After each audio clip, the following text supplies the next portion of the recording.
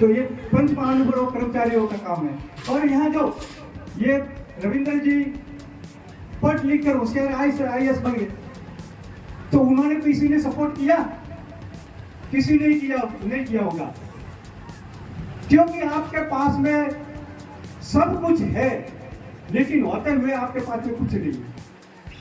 क्योंकि होते हुए आप जो चीज की जीवन जरूरत है वहां आप उपयोग नहीं करते।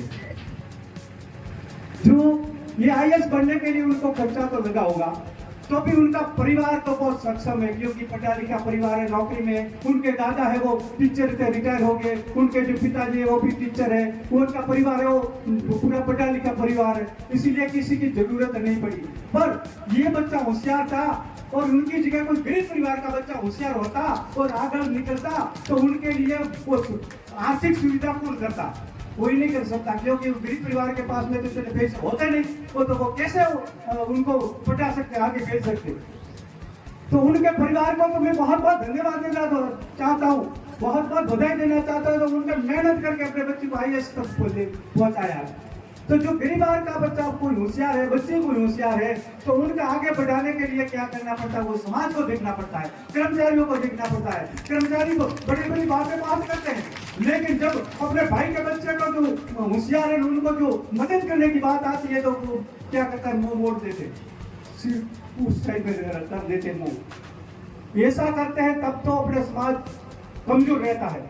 अरे पढ़े लिखे जो आप दूसरों को ज्ञान दे रहे हो, बच्चों को पढ़ा रहे हो, आप गुरु जी हो या कोई पढ़े लिखे होशियार किसी में व्यक्ति में हो, तो आप जो दूसरों को ज्ञान दे रहे हैं, तो आपके अंदर भी ज्ञान होना चाहिए, आपके अंदर भी वो आचरण होना चाहिए। जो बोलो उनका आचरण आपके अंदर होना चाहिए, तो ही काम आएगा।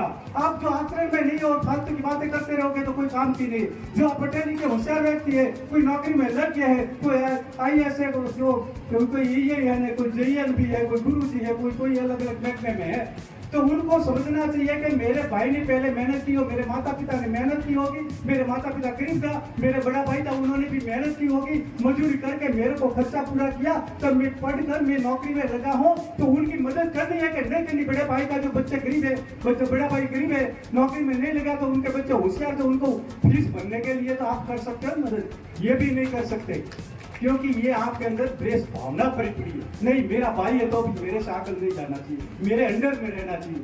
ये अंडर वाली जो भावना भरी पड़ी है, ये आपको सभी को ले डूबती है। वो ले डूबती है, इसीलिए समाज आगे नहीं बढ़ पाती। बाकी समाज के पास में सब कुछ है, आपके पास में पैसा भी बहुत है, आप मेहनतों भी बहुत है, आप मेहनत भी बहुत करते हैं, मजदूरी पर आप ही करते हैं, क्योंकि जब मजदूरी करते हैं तो दिन का 500-1000 रुपये तो आप लेकर ही आते हैं। लेकिन क्या करें, आपके पास में ज्ञान नहीं होने से आप रास्ता भटक जाते हो। तो रास्ते में जब काम करके पैसे लेकर आते हैं, तब वो सही रास्ता तो छोड़ देते हैं और एक दूसरा रास्ता बीच में आ जाता है। वहाँ कौन सा आपको सभी को पता होगा, आप जानते हो कि उन रास्ते पे कोई अनजान नहीं होगा। मुझे ऐसा लगता है कि आप अनजान नहीं होगे, न तो मजदूर वर्ग अनजान हो गए, न अमीर लोग अनजान हो गए, न मध्यम वर्ग जो अनजान हो गए, न पंच महानुभाव भी अनजान हो गए। वो कौन सा रास्ता है वो आप जानते होंगे। तो एक रास्ता बीच में आ जाता है, वो एक मंदिर आता है। वो मंदिर कौन सा है? वो उस मंदिर के ऊपर न तो कोई घूमट है, न कोई ध्वजा है, न कोई उसके अंदर कोई मूर्ति लगी हुई है।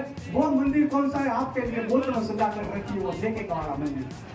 और ठेके वाला मंदिर आपके लिए बहुत घातक बन रहा है, क्योंकि आपका माहौल, देश से जो माहौल चल रहा है, देश से जो वातावरण चल रहा है, उसी माहौल के अंदर आप बड़े पले हो, बड़े हुए। इसीलिए वो माहौल के अंदर रहने से आपको ऐसा ही लगता है बस अपने समाज के अपने तो बस जिंदगी में मनुष्य में आए तो ये काम करने के लिए खूब कमाओ और खाओ पियो और मौज रहो, मस्ती में रहो, शाम के टाइम में थकेला उतारो और किसी प्रकार का कोई टेंशन नहीं। अरे भाई साहब, इंसान मनुष्य बनना बहुत मुश्किल मामला है। मनुष्य जन्म ले लिया तो इनसे मनुष्य नहीं बना। मनुष्य का देवताओं के लिए भी दुर्लभ है, मनुष्य जन्म के नहीं मिलता है। वे भी जंगते हैं कि हमारे भी एक बार जो मनुष्य में भेज दिया होता तो मैं ये देवता की योनि में से भी छुटकारा लेकर मैं बिल्कुल निवृत्त हो जाता। आना जाना मरना जन्मा सब जो मिटा देता, नर से नारायण हो जाता, मैं भगवान होकर पूजा जाता। तो आप मनुष्य बन गए, क्या पता आपको क्या पुण्य से आपका मनुष्य जन्म मिला। और भाई वो भी गधे जैसे जो बर्तन करके आप जो ये सब जिंदगी बिता रहे हो, तो ये बहुत गलत है। ये ऐसी जिंदगी नहीं जीनी चाहिए। और जो ये रास्ता आपके पास में है, तो वो रास्ता आपको, समाज को, अपने परिवार को, सभी को ले डूबेगा। हजारों पीढ़ियों से अपने इन रास्ते पर चलते आए और अपने डूबते भी जा रहे हैं। क्योंकि आपको पता होगा, आप आगे मंडार के अंदर रहते हैं, सिटी के अंदर जिंदगियों का भाव तेज होता है, जमीन बहुत महंगी बिकती है। तो वो महंगी जमीन बिकते हैं, इस हिसाब से आप जो कमाई नहीं करते और गलत रास्ता पकड़ कर आप गरीब होते जाते हैं, फिर कब्जा कर लेते हैं। फिर क्या करते हैं, अपने पास में जो जमीन है वो बेचकर वो कब्जा उतारते हैं। ऐसे करते करते वो जमीन भी बेचते जा रहे हैं। तो आप लोग सभी यहाँ पधारे हैं और जो ये अपने रविंद्र जी को देख कर जा रहे हैं, तो आपके बच्चों को भी इन तरीके से पढ़ाना है।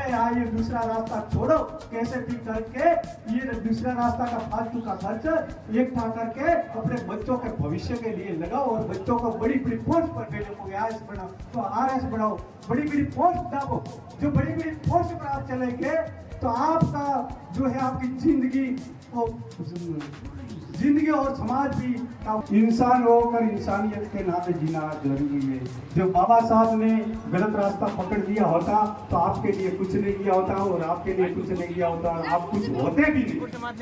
चाहे इंसान भले होते, लेकिन इंसानियत आपके पास में कुछ नहीं होती। तो आप, मैं एक दृष्टांत देकर मैं